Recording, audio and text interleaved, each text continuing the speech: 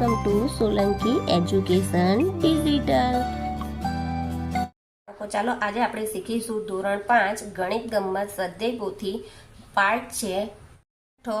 તું મારો ગુણક હું તારો અવયવ।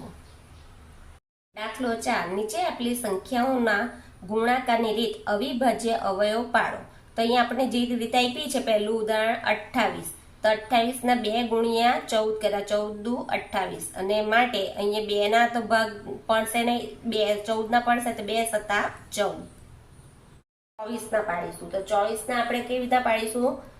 તમે કોઈ પણ રીત લઈ શકો હું 4 6 24 લીધા। હવે 4 ના ભાગ પાડીશું 4 તો 2 અને 2 2 4 ને 2 તાલી 6 બઈના।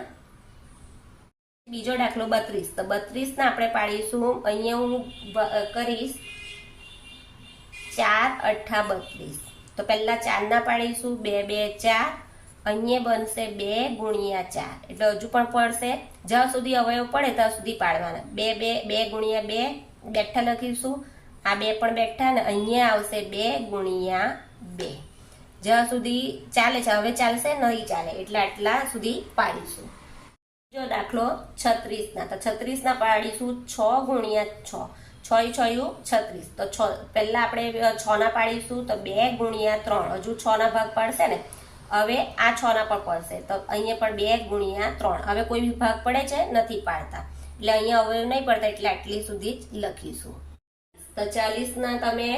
કોઈ પણ સંખ્યા લઈ શકો તો અહીંયા મેં લઈશ 4 ગુણ્યા 10 એટલે 4 દાન 40 તો અહીંયા આપણે લખીશું 4 ના ભાગ પડે છે તો હા 2 2 4 અહીંયા પડે છે તો હા 2 ગુણ્યા 5 2 પંચા 10 હવે પડે છે નથી પડતા તો 52 લઈશું 26 દુ 52 તો 26 ના પડે છે તો હા તો 26 ના પડે છે તો કેવી રીતના 13 દુ 26 અને આ 2 હવે ભાગ પડે છે નથી પડતા। 56 ના કેવી અવયવ પાડીશું 7 8 56 તો 7 ના ભાગ પડશે નહીં પડે એટલે 7 તો બેઠા લખીશું અહીંયા પડશે 2 ચોક 8 હજુ પણ પડશે 7 ગુણ્યા 2 આવશે અને અહીંયા 4 છે તો 2 2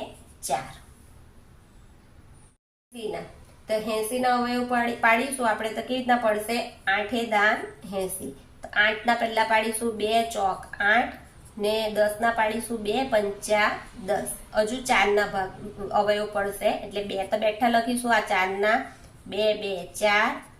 આ 2 અને અહીંયા 5 એટલે આટલા અવયવો બનશે। 81 ના તો કયું આવશે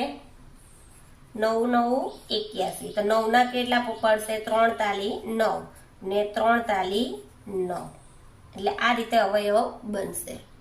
96 ના અવયવ પાડીશું તો 96 ના કયા 12 8 96 તો 12 ના અવયવ પડે છે તો હા 2 6 12 ને 2 ચોક 8 હજુ 6 ને 4 ના અવયવ પડશે એટલે અહીંયા 2 લઈશું આ 6 ના એટલે 2 તાલી 6 આ 2 બેઠા લખીશું આ 4 છે તેના 2 2 4 તો અહીંયા પણ આપણે કયું લઈશું 7 ગુણ્યા 10 7 દાન 70 તો 7 ના તો નહીં પડે એટલે 7 બેઠા લખીશું 10 ના પડશે એટલે 2 પંચા 10 તો 66 ના બનશે 11 ગુણ્યા 6 11 6 66 તો 11 ના તો બેઠા રહેશે 6 ના પડશે 2 ગુણ્યા 3